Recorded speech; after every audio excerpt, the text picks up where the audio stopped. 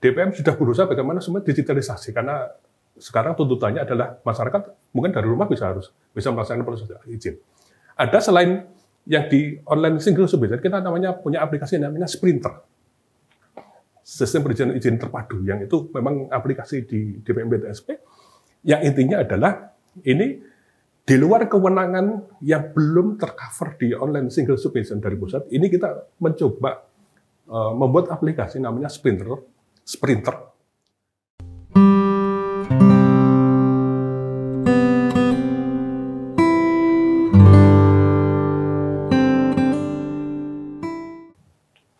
Selamat pagi, Dulur Ponorogo. Senang sekali di akhir tahun 2022 ini kita berkesempatan mengetahui capaian-capaian dari beberapa OPD di Kabupaten Ponorogo. Dan pagi ini saya sudah bersama dengan Kepala Dinas Penanaman Modal dan Pelayanan Terpadu Satu Pintu, Bapak DRS Joko Waskito MSI. Selamat pagi, Bapak. Selamat pagi. Sehat, Bapak ya? Alhamdulillah sehat.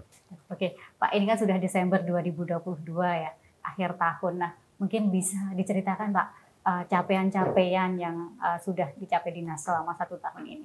Terima kasih. Di acara Art Panas ini, akhir tahun capaian dinas di Kominfo, bisa kita jelaskan bahwa pada intinya tugas pemerintah itu ada 2. 1 adalah melakukan kebijakan yang unggul, 2 adalah melakukan pelayanan yang berkualitas. Dan di DPM BTSP ini masuk kepada fungsi yang kedua atau tugas yang kedua, adalah memberikan pelayanan yang berkualitas. Pelayanan masyarakat itu adalah pelayanan dasar kebutuhan masyarakat.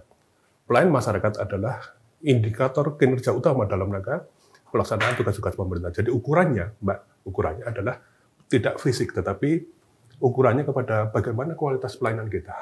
Bagaimana pelayanan yang diberikan ini memberikan kepuasan masyarakat. Karena kepuasan masyarakat itu adalah berkorelasi dan berkohesi dengan penyelenggaraan pemerintah. Jadi capaian kegiatan di DPM BTSP Kabupaten Ponorogo, kita punya 3 koordinator. Yang pertama dari koordinator perizinan, kemudian koordinator pelayanan modal, kemudian juga dari pengawasan dan pengendalian. Di perizinan, perlu kita sampaikan, kita sudah melakukan kegiatan perizinan seluruh kegiatan pelaku usaha yang ada di masyarakat. Capaian-capaiannya adalah sekali lagi dari nilai investasi yang terdaftar di online single submission. Nilai investasi adalah 2,8 triliun. Ini kita singkat ke 2,8 triliun. Ini urutannya adalah dari sektor usaha kesehatan. Sektor usaha kesehatan adalah 753 miliar. Kemudian dari sektor perumahan rakyat adalah 743 miliar. Kemudian sektor perdagangan adalah 505 miliar. Jadi itu yang lain adalah nanti termasuk sektor-sektor yang lain. Yang kedua adalah gerakan ber-NIB.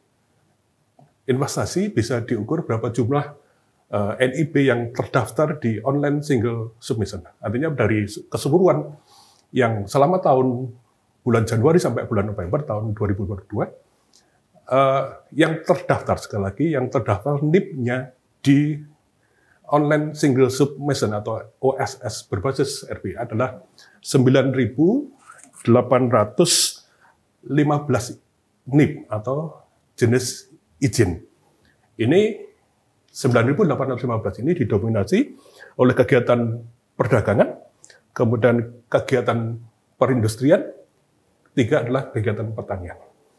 Dari NIB itu tentunya akan kita lihat jumlah tenaga yang diserap dari hasil NIB itu adalah sebanyak 31.355. Ini kita sampaikan bahwa ini mulai Januari sampai dengan bulan November 2022. Ini di bidang pelayanan. Kemudian di bidang penanaman modal, kerjasama investasi, kita sudah beberapa memfasilitasi kegiatan-kegiatan investasi. Nanti ke depan akan ada PLTB yang sudah kita fasilitasi, kita kemarin sudah berpresentasi dengan kita. Kemudian barusan seminggu yang lalu kita fasilitasi terkait dengan pabrik porang yang ada di Kabupaten Ponorogo yang nanti letaknya di Kecamatan Babatan, Kecamatan Tata.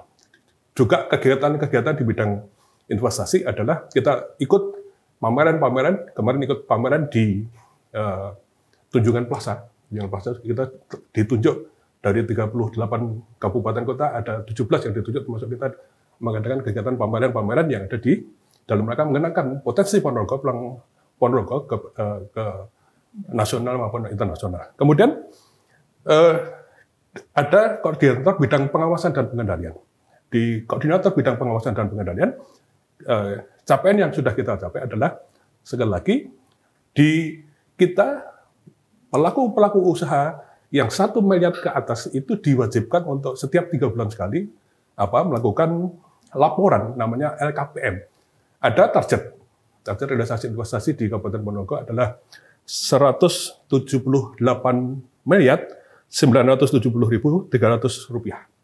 Artinya bahwa sampai dengan triwulan ketiga hari ini, kita Desember masih, sampai triwulan kita sudah mencapai angka 190 miliar 86.249. Artinya kita sudah masuk di angka 106% dari capaian yang sudah ditargetkan dari Kementerian Investasi dan Penanaman Modal. Kita sudah mencapai di angka. Kemudian kita memfasilitasi para pelaku usaha yang ada artinya untuk bermigrasi. Karena OSS itu Mbak Dia, OSS itu bermigrasi dari satu aplikasi 1.0 kemudian ke OSS berbasis risiko RPA. Kita kegiatan di pengawasan dan pengendalian adalah memfasilitasi pelaku usaha dalam rangka migrasi dari itu, kemudian juga kegiatan dalam rangka bagaimana kepatuhan dalam rangka pelaporan angka investasi ke Kementerian Investasi. Ini secara internal, Pak. Secara eksternal, kinerja kita, Mbak Dia, ini diukur oleh beberapa dinas, beberapa kementerian. Kemenpan, alhamdulillah kemarin sudah muncul adalah kita kategori baik. Kemudian di CPKPK ini masih dalam proses sampai dengan akhir Desember, ini masih masuk di baik dan masih nanti akan mudah-mudahan nanti mohon doa restunya menjadi sangat baik bersama dengan dinas yang lain. Kemudian juga dari Kementerian Investasi kita di angka 3,9 sangat baik. Harapannya bahwa dengan secara internal dan eksternal ini bisa diukur harapannya nanti kita akan semakin ke depan akan semakin lebih meningkatkan pelayanan kita. Yang terakhir kita juga kemarin memfasilitasi ikon kita hari ini, Mbak, adalah Monumen Reog yang menjadi ikon Ponorogo tahun 2022 ini kita kemarin kita dipasrai oleh Pak Bupati untuk mengurus segala bentuk proses perizinannya mulai dari tingkat internal maupun di vertikal. Kita kemarin mengurusi kegiatan membantu mengurusi dinas pariwisata dalam proses perizinan dan perizinannya disahkan kita. Baik monumen nasional, sirkuit maupun water fountain. Alhamdulillah nanti menurut kabar bahwa nanti ada akhir tahun nanti akan di launching oleh beliau di ngebel untuk water fountain-nya. Saya kira itu, Mbak, dan DPM tetap harus ke depan mampu meningkatkan dan lebih meningkatkan lagi pelayanan kepada masyarakat jika timbul nilai investasi yang mudah-mudahan dari tahun kedua alhamdulillah sudah berkembang. Hari ini 2,8 triliun yang berdasarkan OSS. Tapi ada lagi nama LKPM. LKPM, Mbak, ini yang dari kementerian kan ukuran kita banyak sekali. Ada banyak kita. Ada target kita yang kita sampaikan 178 miliar, kita sudah sampai 194. Jadi dibedakan antara yang OSS dengan yang dari kementerian. Saya kira itu, Mbak Dia. Baik, Pak. Kalau untuk di perizinan sendiri, Pak, itu selama ini dinas sudah ada inovasi-inovasi apa, Pak, yang mempermudah masyarakat untuk mengurus perizinan? Terima kasih. Jadi, Mbak Dia, tugas kita yang utama, satu adalah perumusan kebijakan dalam rangka penanaman modal. Yang kedua adalah pelayanan dalam kegiatan berusaha maupun non-berusaha. Yang ketiga adalah pengawasan dan pengendalian para pelaku usaha yang ada di Ponorogo. Untuk mencapai tugas pokok fungsi itu, Mbak Dia, tentunya, dan juga untuk mendukung Perpres 95 tahun 2018 tentang SPBI yang itu juga teman-teman Kominfo yang memprakarsai bahwa segala kegiatan yang ada di DPM itu sekarang sudah mengarah ke digitalisasi. Dan kita berusaha terus sampai hari ini untuk berinovasi, Mbak, berinovasi untuk bagaimana diarahkan bahwa kegiatan itu untuk bisa berinovasi ke arah digital. Selain online single submission RBA yang ada itu yang wajib dilaksanakan oleh pemerintah daerah di semua kabupaten wajib online single submission RBA.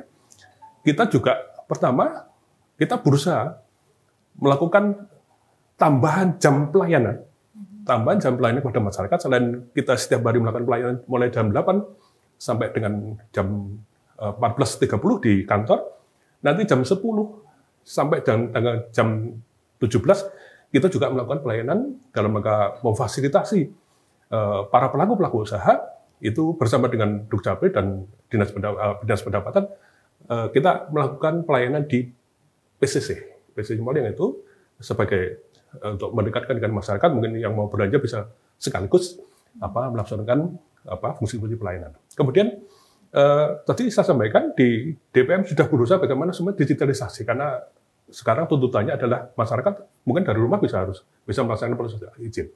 Ada selain yang di online single submission, kita punya aplikasi namanya Sprinter. Sistem perizinan izin terpadu yang itu memang aplikasi di DPM BTSP yang intinya adalah ini di luar kewenangan yang belum tercover di online single submission dari pusat, ini kita mencoba membuat aplikasi namanya Sprinter,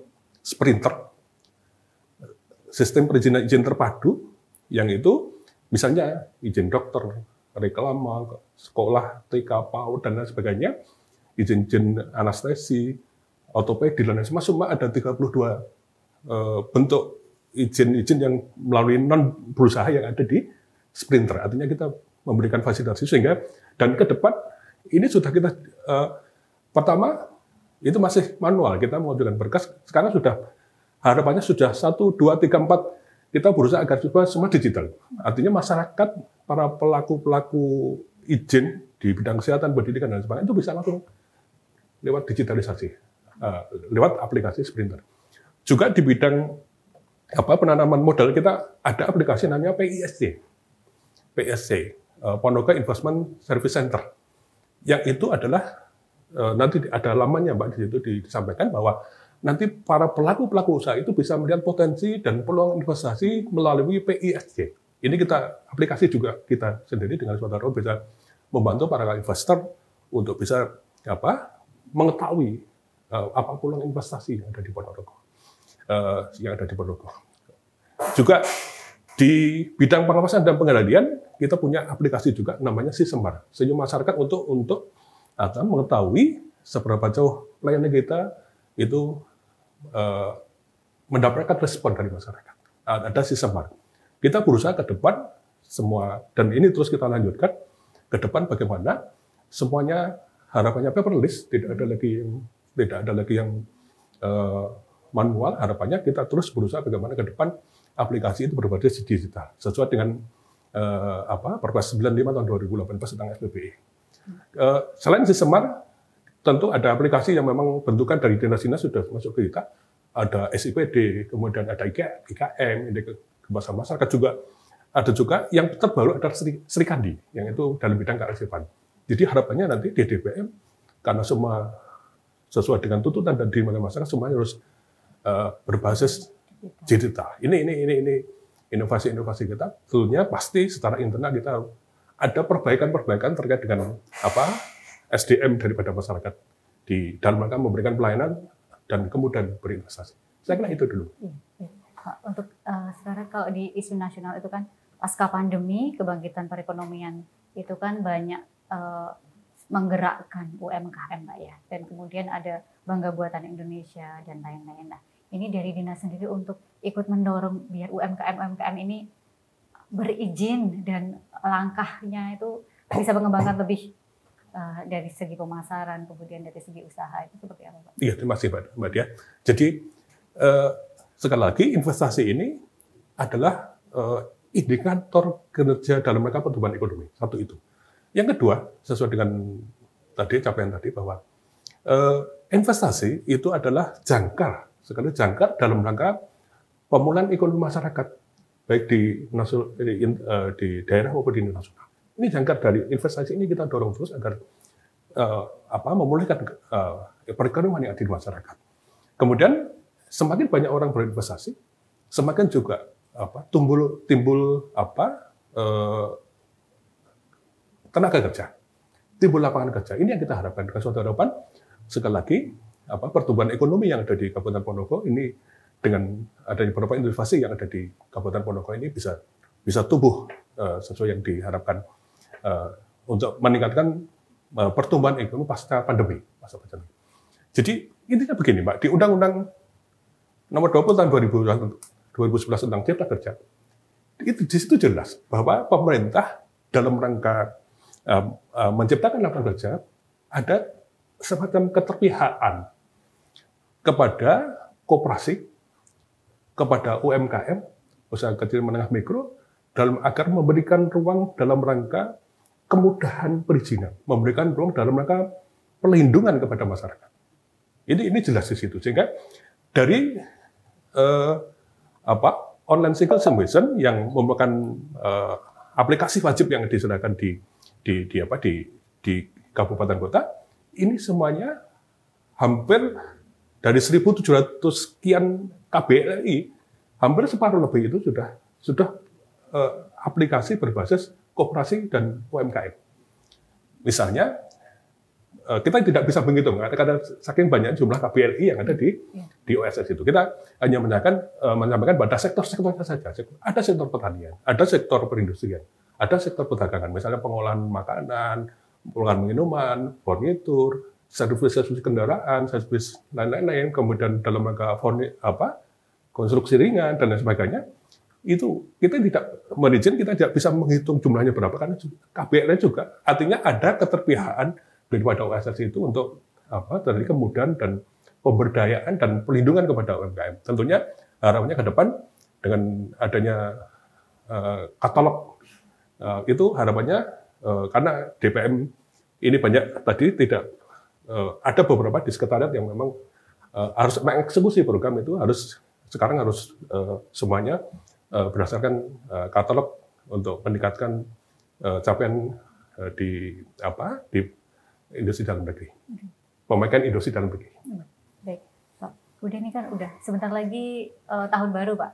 Nah, kira-kira rencana program 2023 seperti apa, Pak, dan target capaiannya? Yes, terima kasih, Mbak Dia. Jadi ke depan tentunya dari capaian-capaian yang sudah kita sampaikan di depan tadi, tentunya ke depan kita akan terus berusaha dengan segala keterbatasan, bla bla bla bla, dengan segala keterbatasan. Ini artinya bahwa ke depan PR kita, Mbak, hari ini adalah memfasilitasi mall pelayanan publik yang itu memang menjadi PR kita yang utama. Kita sudah punya, tetapi belum ada integrasi dari semua dinas, instansi vertikal, swasta dan lainnya. Artinya itu dan hari ini rencana Pak Bupati kemarin dalam rangka Musrenbang menyampaikan bahwa nanti rencana akan dibangun fasilitasi mall pelayanan publik akan dibangun di Pasar Lanang, Pasar Legi sebelah selatan.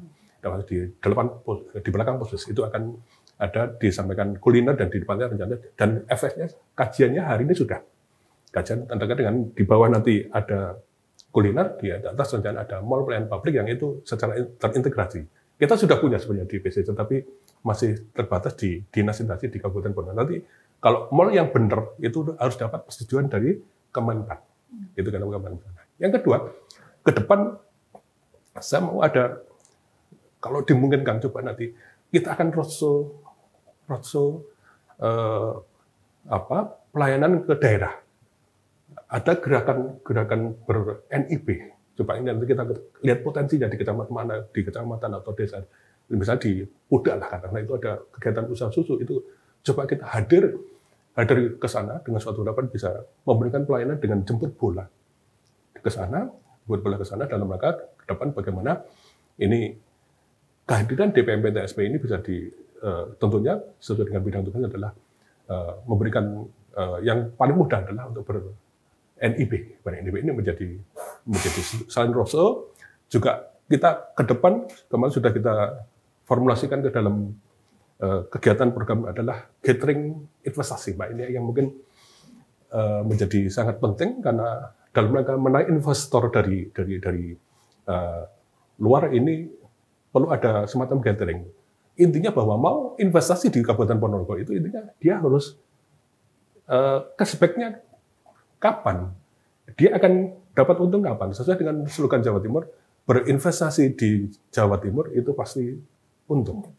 Sama harapannya kita juga berinvestasi di Kabupaten Ponorogo itu juga harapannya bisa ada nyaman, terfasilitasi secara izinnya dan lain sebagainya. Ke depan kita masih belum punya perda tentang penanam modal dan ke depan sudah kita anggarkan di satgas kita bahwa nanti kita akan melaksanakan membahas tentang sebagai legalisasi dalam rangka penanam modal adalah perda tentang penanam modal. Ini sudah masuk di Dewan, kemarin kita sudah komunikasi dengan Dewan, akan dibahas dengan Dewan tentang perda penanam modal. Intinya bahwa ke depan kita ingin mendekatkan DPMP TSB ini ke masyarakat, baik di kecamatan atau di desa dan sebagai pelaku usaha, terus ditingkatkan dalam rangka fasilitasi para pelaku usaha yang ada itu tadi untuk ber-LKPM dan kemudian untuk ada kesadaran untuk bermigrasi.